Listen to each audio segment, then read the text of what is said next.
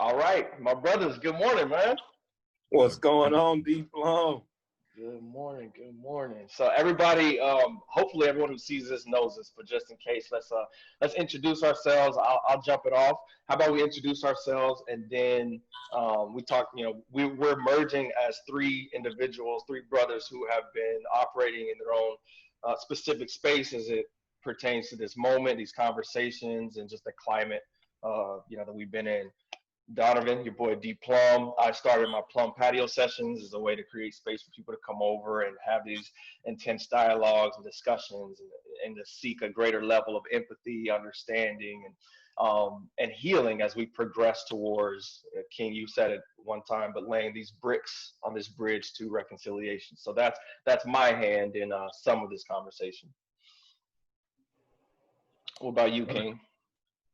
Awesome. Johnathan King, I guess founder of the Convo.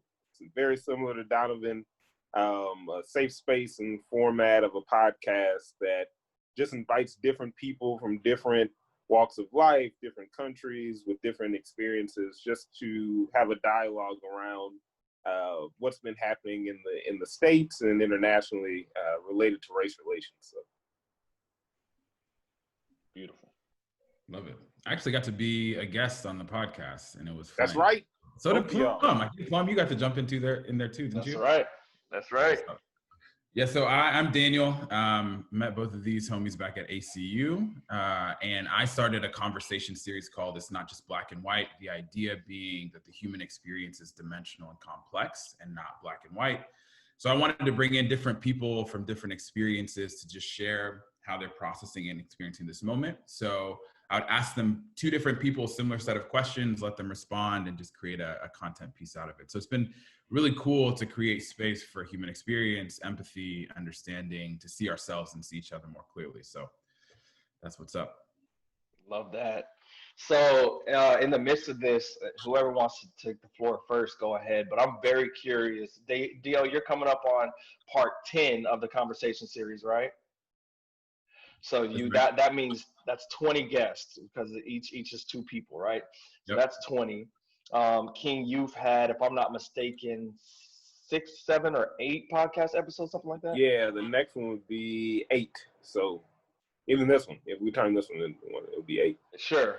And those are just podcasts. I know you've had conversations and things outside of that. So in light of that, y'all, I feel like the momentum, if you will, has kind of slowed down this past 3-4 weeks as far as people, at least in my patio sessions and even online, the dialogue's kind of changing. Sports are coming back, people are kind of like going back to school. So the focus, I feel like, has shifted. So I wanted to bring us together to just kind of recap some of the memorable experiences we've had in our own particular veins. And so I'll throw it out to y'all first. Do you have one or a couple experiences that have stood out to you, Daniel, as far as your blog is concerned, your conversation series, and King, as far as your podcast and guests that you've had, or even conversations outside of that? Like, is there a moment or two that sticks out that you was like, that just shows up that, it has made an impact? Why don't you go ahead and take it? Yeah, I can jump in first. I guess one of the first things I want to comment on is maybe why it's out of the news cycle or why people aren't paying attention, right? Because that feels like kind of what changed, if anything, right? And so I think that there's a reality to me. I think some of the initial action was kind of this like manic action to alleviate shame that people felt around what they have or haven't done around race relations, right? And so I think there was this like global intensity and climax around the conversation just because people are like, oh man, I need to do better. And COVID brought the world to a pause. And so everyone's taking this manic action to alleviate their shame and try to be better than the next person and like trying to win the woke Olympics on social media or whatever. And I'm just like, okay, so what will sustain over time is what's really in people's hearts. And so that's why I love, fast forward a couple months, we're still sitting here, still talking about it, still about it. Like, I think that's what matters to me. And so I think that as far as big picture, just moments that have been memorable, I think it's just the individual conversations that I've been able to have with people and the way that those conversations have then translated to their own community. So one of the cool things about the conversation series pieces is people write their thoughts, and maybe they're not initiating those conversations in their own communities, but once it's published, then they can share with their friends, and it's been a catalyst for dialogue for them within their own circles and their own families, probably having conversations that maybe they wouldn't have felt the courage to initiate themselves, but now they have put their thoughts out there and they can share it in a way that creates dialogue. So I think that's been one of my favorite parts. That's dope. Was there a moment or a conversation, or even as you were editing and putting something together, where like there was a lot of dissonance or something that kind of jarred you in any of that? I think it's all been kind of this progressive like awakening, it feels like, right? Because when for me personally, like I laugh, we've been Black all our lives, right? Like that's not brand new to us. And then the people are tuning into the conversation around, so to be living your experience, but then watching it be a conversation topic or news cycle that people are like, oh, I just am realizing what this actually means for you. Like that created some level of like, nah, this is centuries long that we've existed in this skin, and this is what it's meant for a long time. I think for me, some of the awakening was just even the history. Like we talked about slavery a little bit, you and I, and it's like, well, how did that happen? And I go back to some of these things, like listening to John Lewis's, they did a piece on him in The Daily, a podcast by the New York Times. And they're talking about his life and how, you know, he's walking across the bridge to protest civil rights, and they beat the hell out of him. And I'm sitting there and I'm like, I wonder if I would have been that brave had I lived at that time in history. I don't know. Come on. You know? And so I look at some of the liberties I have, and it's like, I'm just writing a piece. I don't know that I'm marching across the street and getting like a baton to my face. Like that's not my reality, but someone did that so that we could do this. Like that's what I feel very conscious of. Yeah. That's good. King, what about you? And even moments, conversations. Yeah, it's very similar to what Daniel expressed. It's just been understanding and getting insight into the experiences of other people. I'm like super focused on context, and you heard Gabby, with my last guest, Gabriella, bring that up. And she's like, everything is influenced by the context of the story or the context of the experience. And I'm an experience seeker, always been through either food or travel, friends, you know, culture, anything. We'll try anything. And so it's almost like that with even the guests that I'm inviting. Is I want to understand, what are you guys experiencing? What's going on? And then because these guests have been fairly diverse, and they could be friends from years ago, white, black, everything. The stories they're telling are educational to me, and then I get a chance to share that my experience as well. And so I think even after knowing someone for a certain amount of time, there's certain viewpoints that someone else has, or certain thoughts that they have that'll surprise you.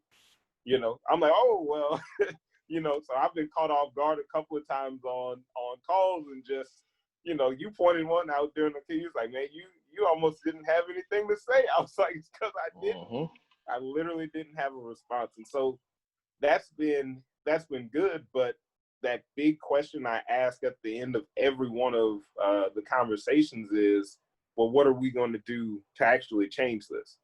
Because you know, we know this is a cycle, and we've seen when people get really excited about something, it's just another, you know, Instagram challenge almost, and then there's a period of time where it dies down and goes away. And then what the whole reason for all of this in this conversation is, well, you know, what remains? What's going to actually be a catalyst for change? Yeah. It's funny you mentioned that, because as you were talking, I thought about one. I thought you were thinking about this example, but I remember thinking it was the lady from Tulsa you had on, and something that she said that I like vehemently disagreed with, and I was just like, damn it, I wish I could have like been a part of that conversation. And then she was talking about like the church situation and how like she goes out of her way to greet Black people who come to church and whatnot, and I was just like cringing at that because from my experience, I hate when that happened when I was, visiting new churches and having experiences with especially more white churches, and I just felt like I was being pounced on, Yeah. And it was interesting. Her perspective is exactly what I think a lot of them, when I say them, people who do that, are trying to create this space of inviting and welcoming.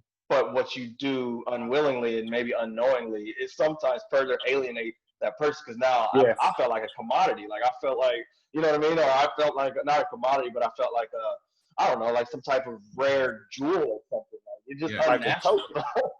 Yeah. Yeah, like, yep, and I remember that conversation, and it is that, but that goes from the church to the workplace to everything, Yep. It's crazy, and I think it's it's overcompensation depending on what the intentions are. I understand from their point of view, but then our experience living it out, it's a totally different thing, and people don't know that, which is why I also see the value in these conversations, because how many people have learned that as a practice. Oh, my mom taught me to do this back when we were in this church, and I've always done it, and I still do it, and then you never knew that Black people actually don't like this. Because I didn't come to church to be the star. I came to church for whatever I came to church for. Right. So, yep. You have a moment? What's that? You have a moment that comes to mind for you? I got two. Shoot. I got two. I'll start with the one of the earlier ones was a pastor came over that I've known for a long time. I almost am to the point because I've shared this story multiple times in patio sessions, and if he's seen or heard, like he knows that I'm talking about him. But even with that, I had to reconcile the fact that maybe it was purpose he was supposed to be a martyr for the cause. Like honestly, even if it means that our relationship or whatever, is not the same because of this pain point, like it had to happen. It had to happen. And so he came over here and he was over for 4 hours, and he was also an ACU grad, white from ACU, known him for a long time. I joined an all-white youth group when I was in my senior year of high school. Just like this church was down the street from where I grew up. I was like, why am I going across town? I started driving. It's like, let me just check them out. Connected with them, ended up going to church camps and different things. Plugging in with them. Went on a mission trip to Honduras, my first one. So that I'm just giving you context. And he was a youth minister there.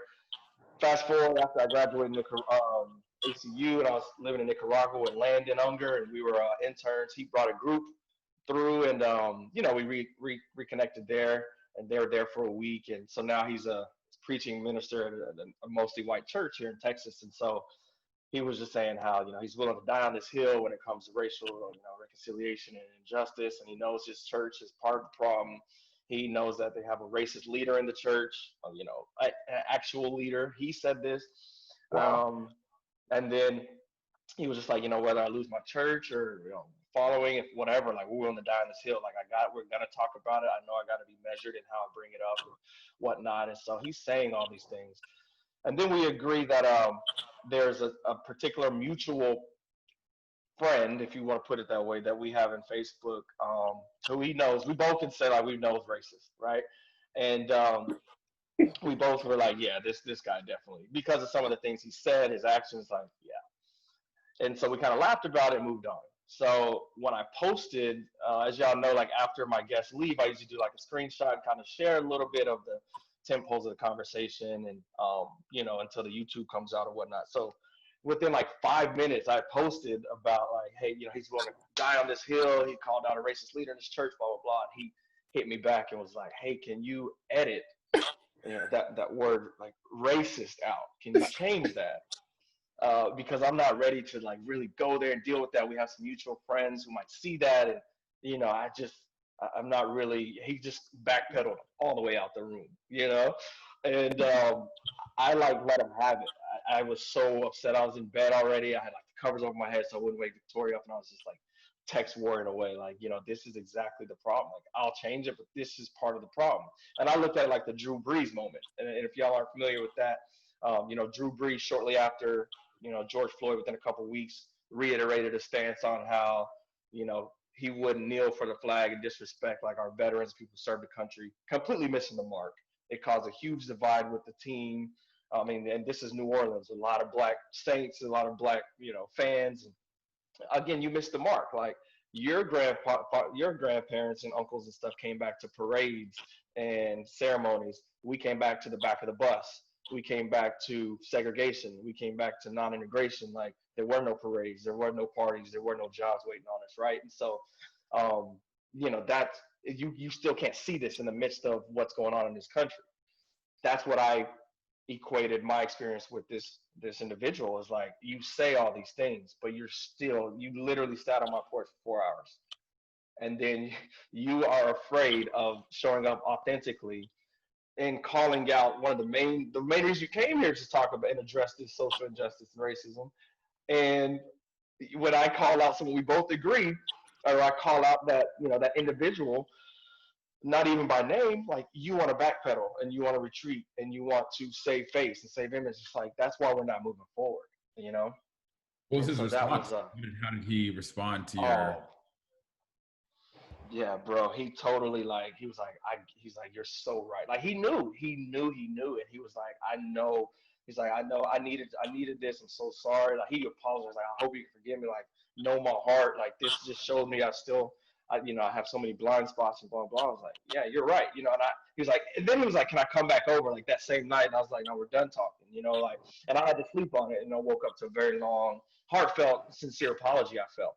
And I can also separate somebody's heart from like an unconscious remark, or, you know what I mean? Like again, it goes back to like, I could see his humanity that didn't change. Right? Like, so it didn't really change how I felt about him or anything, but yeah, the frustration was real because of the moment. You know what I mean? Totally. But yeah, he was apologetic about it. But that was huge, man. I share that because it's like, yo, we can all say and we can talk, but like, there's still work. We got to do the work. I think King says this a lot on the podcast. Like, we got to do the work. Mm-hmm. Yeah, just talk about it. And Plum, with that, man, what has been coming up a lot is there's this balance. I also interviewed a friend that's a youth minister, and listening to him, great friend, listening to him try to explain, what was going on and how they were handling the situation and how they're moving forward. And then there's this line of, hey, I know what's right in my heart, and I know there's a lot of work to do. And then I also need to, earn a living for my family and the politics of work. And I see that being such a big influence in the decisions people make.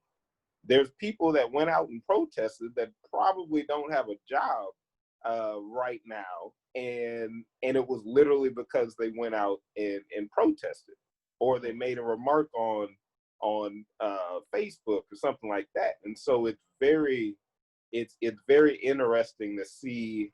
I think that those are some of the silent warriors. Those are some of the people that they feel as if they have a lot to risk, and so this cause is not worth the risk. And so in his position, I'm also thinking that's probably a lot, and it's difficult because I think if people felt comfortable showing up authentically, a lot of this shit would not even be a problem. Facts. Like, and it wouldn't be even listening to another one of your things the other day. There was this concept that came to mind, and I wrote it down, talking about like the older generation and like who's gonna help us change. And so I literally wrote down, from while watching that, I was like, we have to give up on the older generation. You feel that way too, huh? I did. And this is why. If you're looking to select someone that's going to be warriors and fight, even if they have a certain level of influence, they're too far along in the process. The energy is gone. It's too late. The mindset is ingrained. It's not going to be them. Y'all were talking about the kids and the babies, and I agreed with that, almost from the beginning. But then I looked at it as, what is keeping these people, even the young people like us, or people our age, what's keeping them from, dating interracially or really expressing how they feel or liking that little black boy? And to me, it comes as, even individually, it doesn't matter who it is, myself included.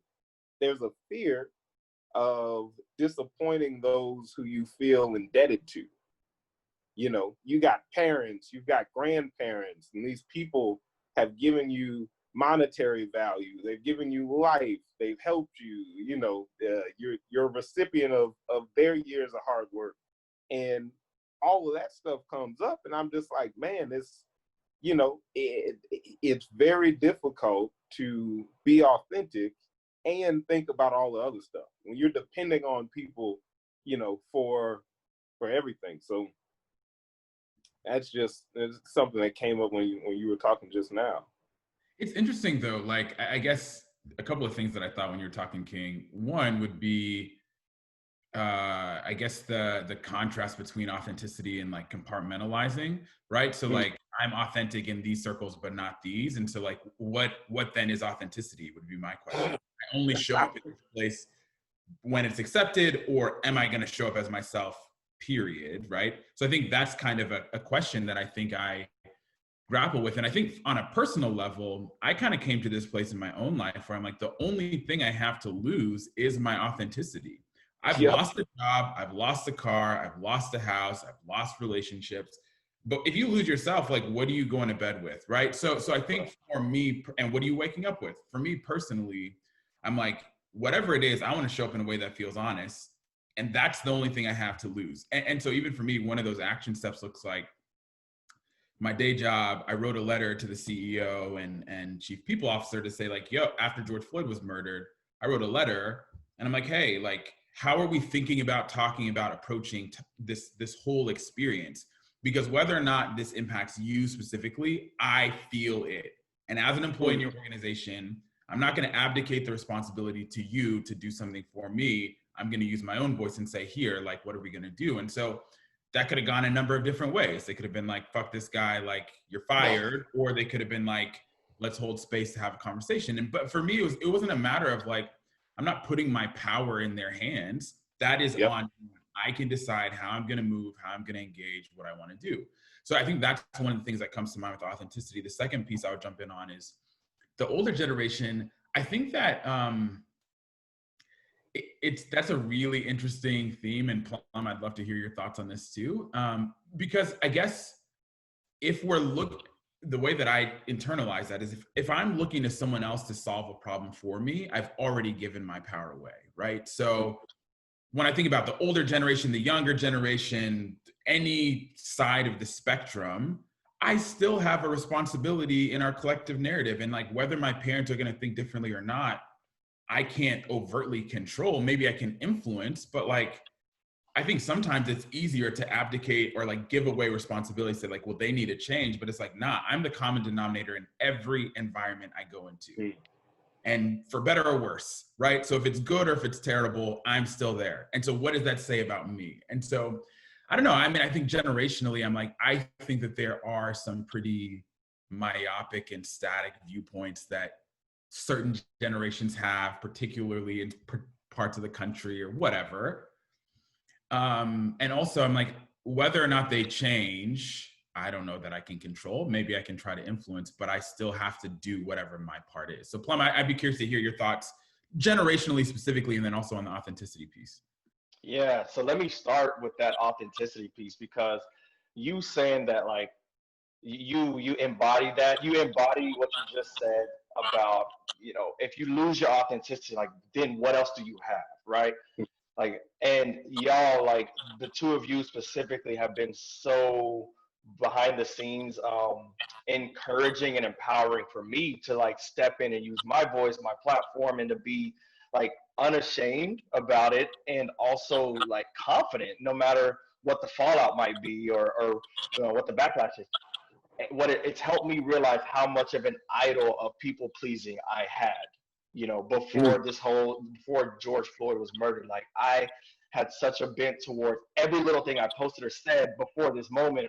I always had to put it through like this filter. I always put it through a filter of, I wonder what specific people I would think about would think or say, even parents, family, friends, and all of that. Like, kill all of that. I had to do that. But like, seeing you guys use your voice, Dio, and like hearing some of just the way that you're allowing yourself to show up, and like you said it, one of the quotes you said on King's podcast, you wrote it, like, you'd rather create the reality of the world that you want to live in or die a delusional fool. And it just really, bro, that mug hit me so deep. So I'm like, damn, I've been a delusional fool. Yeah. I was like, so I want to just say, like, both of y'all, man, have really helped me create that space for authenticity and to walk in that in so much more of a purposeful way. So I really, really appreciate that. And I think on the older generation tip, I've heard it from both sides. Like, King, I just heard from you, and I also heard it from one of my really good friends who's white, and was, the same sentiment. While I think there's truth in that, I think more than one thing can be true. As far as, I love what Daniel said about you're already giving up power if you're looking for somebody else, no matter what generation, to change it. I love that too. I would say I would try to see it through the lens of experience, and meaning I'm looking at that person, older white guy, white women, and I know I already have a presupposition about how they feel about Black people, Black Lives Matter, political affiliation, all of that, right? Just because of their generation. In the same vein, I look at my own dad as a Jamaican immigrant, and as somebody who came over here at 19, didn't understand even racism, was called a nigger and didn't even know what that meant. Like, and then you just build trauma on top of trauma, and now he's in his 60s, and I can completely understand how he might not ever have a full trust of white people, ever, like, for the rest of his life, because of what he's been through. And so I could see how, maybe his heart might change a little, or there's space for him to have new levels of experiences. But like, what he's been through, maybe he's too calloused for, to change a perspective, or to, be like more on the progressive end of healing or conversation like that. Like, I can see it on both sides. So, but I'm not, like Daniel said, like, I'm not really too concerned about that. Like, what can I do to change him or anyone else? And I don't feel like that's my job, my role. So I think there's truth in, like, maybe the older generation is the answer, but I'm not looking for another answer outside of what I can contribute, because I can't really control nothing else, Yep. If that makes sense. I think about, like, just the different times, and I was thinking about this morning in the thing that I wrote. Like, we could have been alive at any time in history, and we're alive right now. And I think about how, like, what does that mean, right? Like, think about decades before us and the life that people lived, and, like, even certain technology that's emerged. Like, the iPhone isn't more than maybe 2003 is when it came out, right? Or like early 2000s. And so you think about how much that's changed the world, and just you look at different generations and the times that they live in, and then the mindsets that are kind of embedded within those times. And so we look at older generations, and I'm like, I wonder what contributed, like you said, it's about experience. I wonder what contributed to their worldview and the way that they think about things and the way that they engage. And what is that about? I just think that's a really interesting point, because it humanizes them too. And another thing real quick I want to jump in on was, you talked about kind of the perception of, like, how people would perceive some of your comments and being so mindful of that. I think you and I were talking about this, but I heard a buddy say something along the lines of, like, most fears in life come down to fear of physical death or social death. And, like, you could distill a lot. So, like, as a Black man in America, maybe it's physical death. If I say the wrong thing, maybe it's this social, like the guy that you were talking about. And so could a lot of fear be distilled down to those two ideas? And we're, like, trying to live avoiding or mitigating those two fears. And so, I think there's a place of power that you've tapped into that you're transcending that. And you're like, I'm going to be what feels honest. And like, even if it means it's going to have a polarizing element, okay, I can accept that because I'm true to me. And that's been one of my favorite things to see what you walk in, Plum. I mean, just the way you've dialed into your own truth and whatever the heck that means, you're holding space for it. Like, I think that's been pretty cool. And King, you too, like on our conversations, I mean, we're like just catching back up after a decade. We didn't even know each other well at ACU. But no. Once or time, twice conversations, like literally 2 conversations, maybe. Totally. But I think there is something about authenticity that, like, I said on your podcast, we find each other, right? Like the people who are in the truth find each other. Love that. Hey, I want to kind of pivot and ask y'all something based on an experience I just had, and y'all were a part of it with this last patio session. We have a mutual friend, acquaintance, and Jamie Lynn that went to ACU with us. Both of y'all watched this episode, and so kind of keeping in that theme of like what moments have showed up as memorable. Like this was very recent and something I've still been wrestling with as part of our dialogue. She mentioned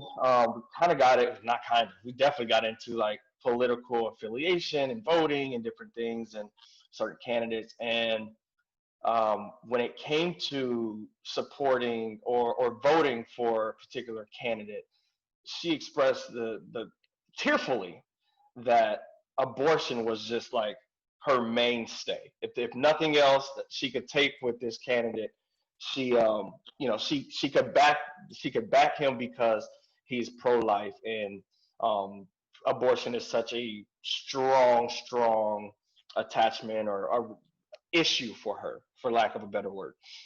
And I've been wrestling with that because hindsight's 2020, right? There's like I wish I would have addressed it differently. I think I just kind of held space for her to express, and I wanted to just, allow context for that conversation, but I didn't really challenge. And I've been wrestling with that because how I feel now after this conversation, I want y'all's opinion is, and I told her, like, hey, the same way you feel about abortion is how I feel about Black lives and my Black lives. And this particular person does not espouse to care or give one single shit about my Black lives. The fact that he can say that Black Lives Matter literally defaced a fucking street in New York, like you're worried about you're more concerned about a street than the totality of my life, my experience, and my humanity. Like I can't vibe with that. So then how can you have such a strong abortion is part of social justice? Am I wrong? Right? I mean, that is part social justice is abortion rights. That's all in there. So how can you feel this strong about this side of it? And there's some glaring holes in the same social justice arena with this particular candidate when it comes to Black lives, when it comes to people of color, when it comes to women. There's been some just glaring holes about him even giving a shit about that. So how can you be this strong? And how can you take this part of the pie and not the rest of it? Like, I'm really struggling with that, right? And I don't really know what to do with that. So I'm throwing that out to y'all, man, because that's where I've been since this conversation. And I'm like, damn, what do you do with that? Man, D.O., if you got something, you can go. If not, I'll jump in. Yeah, you go first.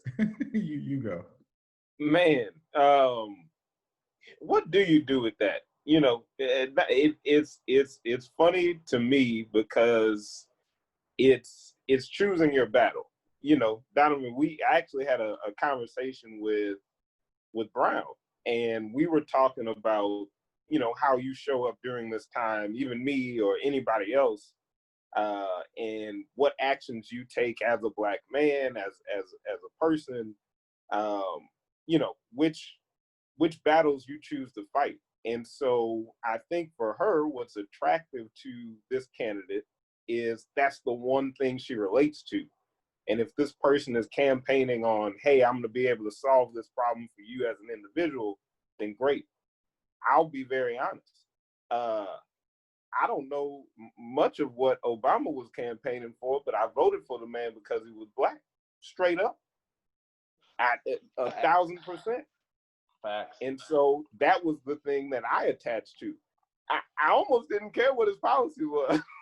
I don't know what he did when he was in office. That's ignorant. But again, there's then I take that to another level, and how much does the 8 years in office that this guy has, or that Obama had, or that any Bush had, how much is that going to affect me if I'm focused on creating a life that I want to live? I see it, you know.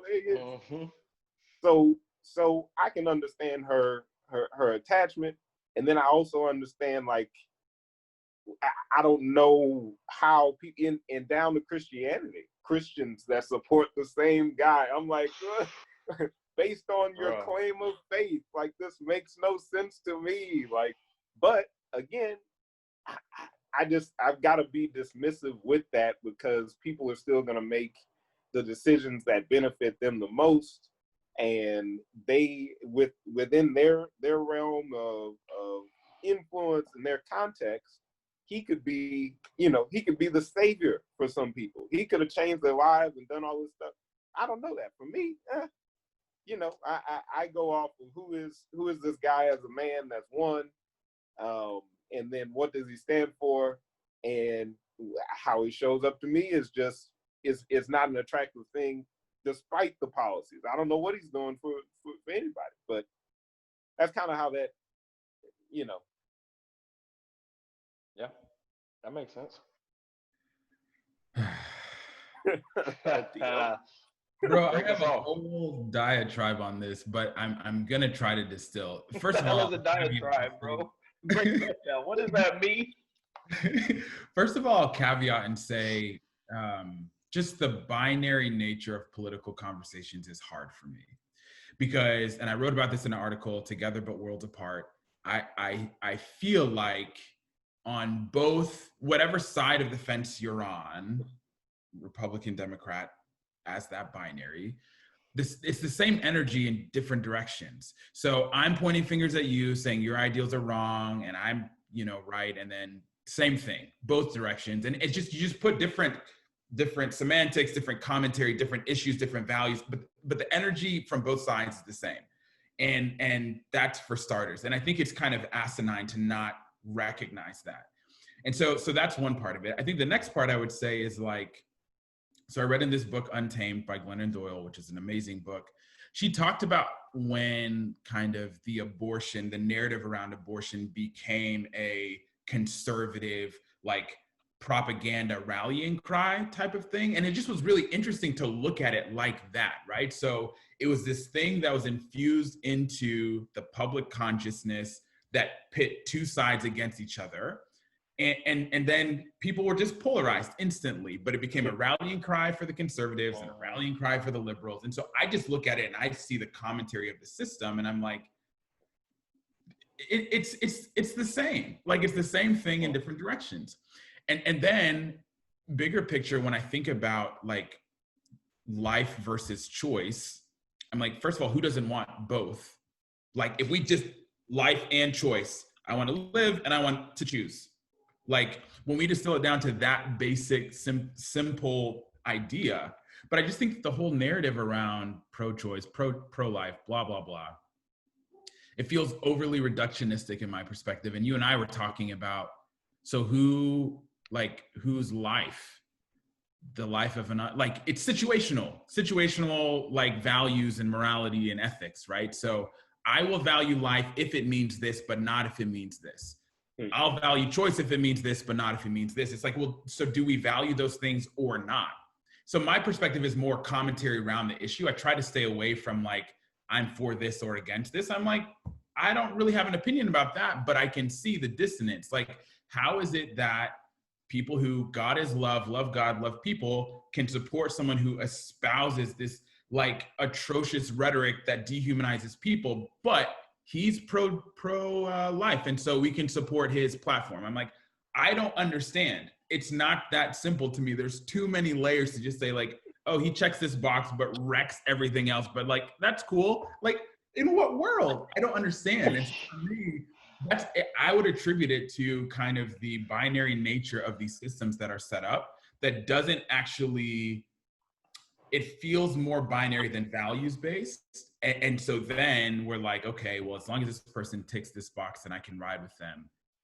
But there's just so much more to the conversation. So for me personally, like, I want to make choices based upon the things that I value, and I want people to live into the things that they value, whatever the hell that means to them, right? And so I want a whole space to understand whether I agree or disagree is immaterial, but like that's what I want to drive towards. And I just don't think that the way the system's set up allows that. And so then you have people who espouse Christianity aligning with someone who, in my opinion, espouses rhetoric that is totally antithetical to like the foundation of whatever that faith is about. And I'm like, how does that work? Help me understand. I don't get it. That's all. I don't get it, and I want to understand because I don't. Yep. Bro, and you know, we had a Black Men Smoke Zoom call Thursday, and we talked about voting and all this, and like I'm in a weird place with that, even because I'm like, a hero like John Lewis just passed, and somebody who was impassioned and literally fought the front lines for like our right to vote and be represented, and you know, to get the laws changed that were, you know, voter suppression, all of that. But when people are like, oh, your ancestors died for this, I'm like, well, did they? Like, did my ancestors die so that in the year 2020 we're still being openly lynched with like impunity? Like, did they really die for that, America? Like, I have a hard time believing that. You just said it, like, I want to align with my truth and my values as well. And I don't have any particular faith in any older white politician who's running the country. Like, especially out of the two choices we have now, I don't think Biden's the answer, and I'm damn sure ain't a Trump, you know, gonna vote for no damn Trump. So that leaves me, what are my choices? Do my ancestors die for me to have to choose between Biden and Trump? Like, think about that, right? And so for me to just vote because it's my right, does that align with my value, my truth? I got no faith in the political system, period. Maybe at the local level, that's different. But don't put me in this box and then try to guilt trip me about, like, if I decide not to go vote or not to show up to the polls, you can't impugn my character or my integrity as a Black man because I didn't exercise this right, when you're doing so only because you've been spoon-fed and brainwashed into believing that that's the only way that you can contribute. I don't believe that that's true for me, you know? And I don't think that I'm being represented up there anyway. So why should I go vote to say I did it? Like, I'm not jiving with that right now. I feel that. It's interesting. Like, I hear you 1,000%. And I wrote this in my most recent thing. Like, my faith in the political two-party system has like waned beyond repair. And then I do think about people like John Lewis, who did advocate for greater opportunity for people who look like us. So I think about that. And then I'm like it or not, for me personally, given that I live in America, these are the governing structures of the land. And whether I believe in them or not, I have the choice if I'm going to participate in this form of like democracy in our society. And so I understand why people do, and I understand why people don't, right? Like, and I think for me personally, it feels sometimes a little bit futile. Like I'm just throwing a rock in the ocean and like hoping for the best. And also I'm like, and in living in America, this is a choice I have. And so personally, I'm like, I don't know if it feels like I'm supporting a system I don't believe in. I intend to vote mostly just because I think there was a time when I wouldn't be allowed to as a Black man in America. And so even at a basic fundamental level, like that's part of my why. But yeah, I share the same sentiment. Like the political system is a disaster. And it almost feels like counterintuitive to put energy towards something that I fundamentally don't believe is fully for the people. And also it has in some ways made great strides for the people. So it's kind of like, it's just a cluster is what it is, honestly. It's situational. It depends on the context. Complete. Yeah. King, what about you? You got thoughts on it? Man, about probably not. No. the simple format. Man, I last time I voted was for Obama. I think again you have to be, even with the political system, for me to be focused on it, involved, put energy towards it, I would really need to be working towards some goal that's going to create value in my life, or in the lives of people that I care about.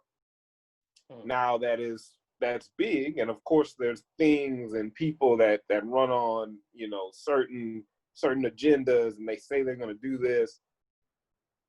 But when people get in office, I truly believe that there's such a hierarchy above the president that, man, whoever is in that position really is not making the majority of decisions. It's influenced by, you know, extremely wealthy people around the world.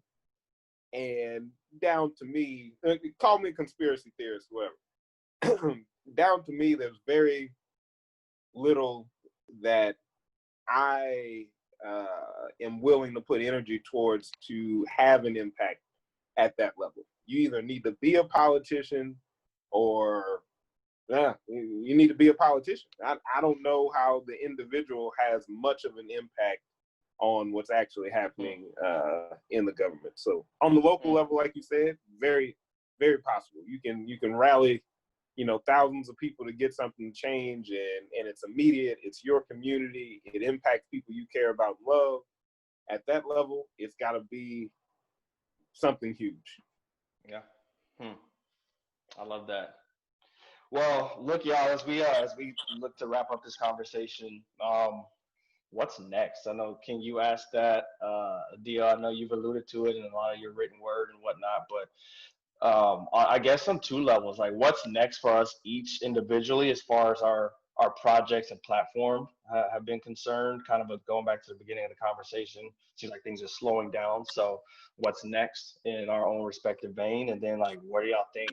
What's next for us as a nation, as a people?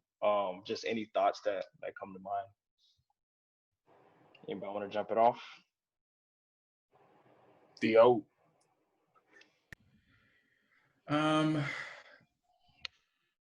I guess for us as a nation, that's an interesting question. I mean, I think that when 2020 started, so one of the campaigns I did with one of my with my Ohana Health team, we called it a defining decade. And I don't really know, and this was before George Floyd, this was before any of that stuff, and I don't really know that I knew what it meant. Maybe it was like speaking into the future in a way, but I knew there was something about COVID that fundamentally changed the way that we are experiencing the world. And when you look at it, one of the things that I think at a big picture level that's happening is all of these systems that we've put so much faith in are being wildly disrupted. Political system, healthcare system, education system, they're all in this place like where the way that they were designed isn't fully suited to where the world is going, right? And so they're becoming antiquated and obsolete at the very beginning of a new decade. And for me, I'm like, that is just interesting. Could this be a decade that defines us in so many different ways? And so I think COVID then into the way that the Black experience took center stage. And then it's almost like there's kind of like this a la carte advocacy, right? Like you can kind of pop up with any cause that you care about now because people learn how to advocate and like pay attention to some stuff.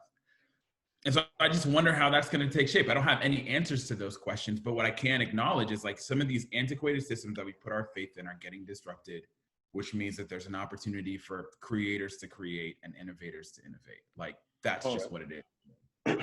So I'm with that. Like I think that looks different for different people. And I think for all of us, we have our own thread and strand that we're vibing on with that. But for me, I mean, I have a startup that I'm working on, looking at possible collab opportunities with both of you all in various capacities. I'm launching a brand in the fall called the Courage Collective, which essentially is when courageous people meet courageous moments and moves and impacts the world, and looking at doing that both in community and consulting capacities. Yeah, man, I just want to continue to show up, to engage, to put my energy into the world, to create space for human conversations and just see where that goes. And I think that's what it means to me. And, there's a lot, like we said, there's a lot we can't control, but I can show up and I can engage and I can figure out what it means to be human in this chapter and just do it. So that's what I'm on. Man, I love that. I'll jump in, King, and I'll save the best for last, man. Man, go ahead.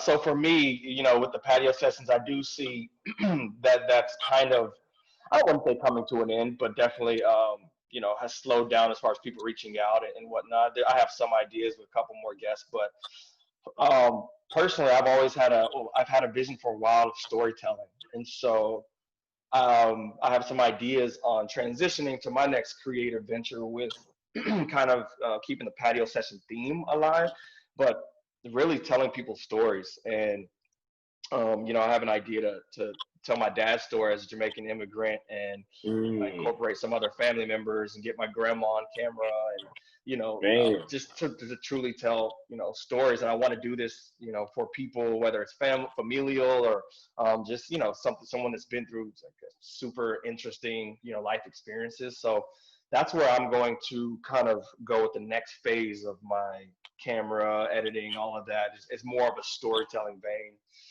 I think, that's for me personally. With this conversation and with where we're going as a nation, as a people, I'm a little concerned about. I'm concerned for us. I really am. I don't know why, but I have this element of concern for Black people in general, because the pendulum have went from, okay, we realize all these atrocities and all this.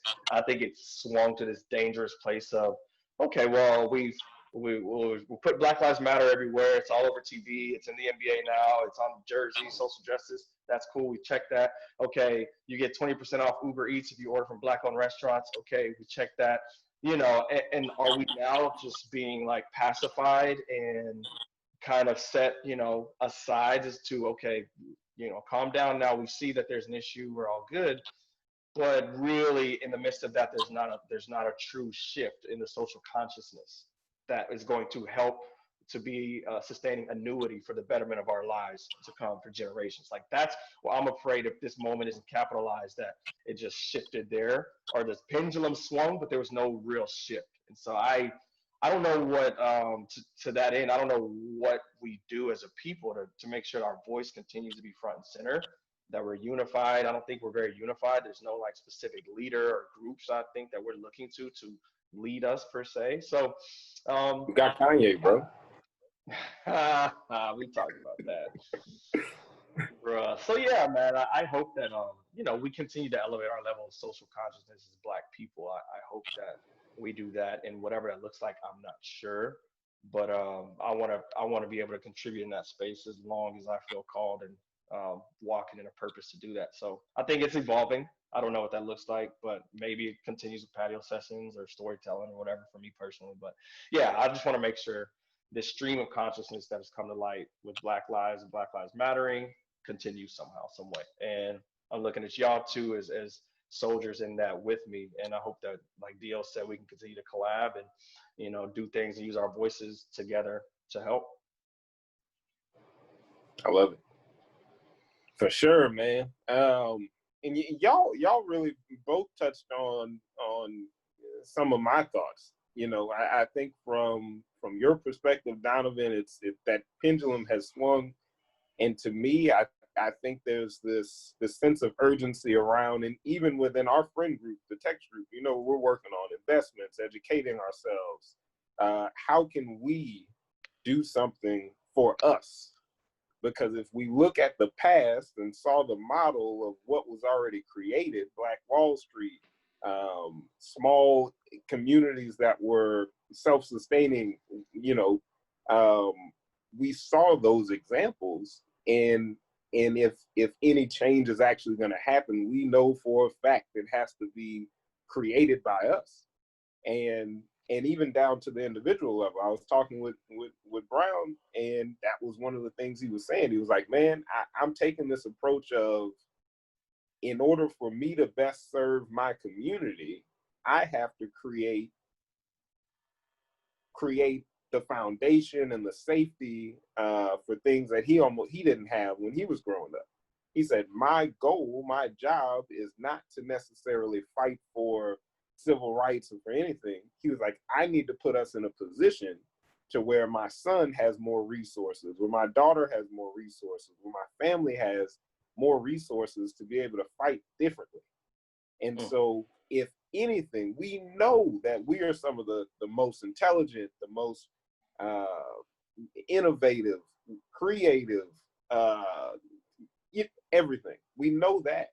And so it's leveraging the natural ability, the natural talent that we have to be able to create opportunities like that can then empower the people, because it's going to be very difficult to continue looking outside of the community for help when you have that line to get over. There's always going to be that sense of mistrust. There's always going to, I love people. People, doesn't matter what they look like. I'm married to a Spanish woman. That's cool. If the conversations are different, there's always a level of understanding that she will never have, and so it goes back to the same thing with our community. We have to be the change you want to see, and you're creating that with Black Men Smoke. Daniel's creating that with everything, and so that's just what we have to continue to do. So as a nation, I think that's where it starts. How do we create these opportunities to have these conversations, to tell those stories? You can think back on, famous people and other people's stories, but we have such impactful stories within our own families that people just have not told. It's not a cultural thing for us at this point. So many things, man. But I think it's really a challenge down to the individual level on how do we do it. And it doesn't matter how small that step is, but it's just taking those steps and then we move as a collective. That's good. I love that, man. Dio, you had anything you were gonna add to that, or? No, I love it. I think I just appreciate the sentiment of being aware of what we can impact and leaning into that. Yeah. Are you gonna keep writing blogs, or are you gonna kind of step off after the 10th one? Yeah, so I will have done 10, and so it'll be like that's kind of like the first, I guess, season, if you will, if it's not just Black and White. I'm going to do a podcast series with a buddy of mine, similar brand. So I'm going to turn it into its own brand, kind of had both podcast and written pieces with that one. And I like to write, just it's kind of cathartic for me. And so I'll probably continue to write about life experiences or what's happening in the world. But I think that it's not just Black and White. Will be kind of focused on a collection of issues and just creating human conversations around some of those issues. And so, I love your idea about storytelling too. Like that's something that I really am interested in. And so we'll have to talk offline about that. I've been like noodling on storytelling concept for a while now. So we can probably put those pieces together. Let's do it, man. Let's do it. Well, my brothers, we'll go ahead and end the call, the recording, for the sake of this episode. But man, I just want to say thank you to both of you. Thank you for your lives. Thank you for your individual passions, man. Thank you for being incredible Black men and brothers. I love you guys both to death, man. And my life is made better because I know both of you. And I look forward to continuing our relationships and, whatever the future has for us. And I pray and wish all the best for you and yours respectively. So I just want to say that to y'all boys. Thanks for bringing us together. Like you've always been magic at times. All love and respect. Lots of gratitude. I appreciate you. Same to you, King. Appreciate y'all, man. Y'all know it. Same thing. Absolutely. Hey, man, until next time, brothers.